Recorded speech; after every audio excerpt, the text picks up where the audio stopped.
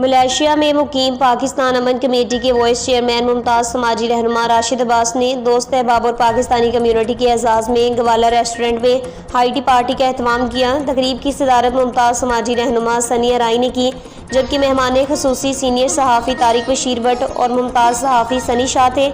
शुरका तकरीब में इमरान निज़ामी, शेख साकिब शामी और मुमताज़ सहाफ़ी तारिक जावेद शामिल थे।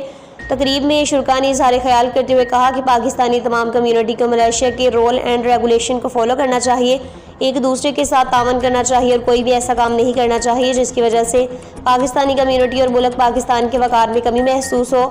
इस मौका पर यह भी अदा किया गया कि पाकिस्तानी कम्युनिटी की गमी और खुशी में भरपूर शिरकत की जाए, एक दूसरे के मसाइल को बाहमी मुशावरत से हल किया जाए, तो पाकिस्तान की तरक्की, इस्तेहकाम और सलामती के लिए अपनी तमाम तर सलाहियतों को बरोए कार लाया जाए। तकरीब के इख्तिताम पर मलेशिया और पाकिस्तान के बाहमी भाईचारे के फ़रोग़ के लिए खसूसी दुआ की गई। मलेशिया से bureau chief Tariq Javed, express media news.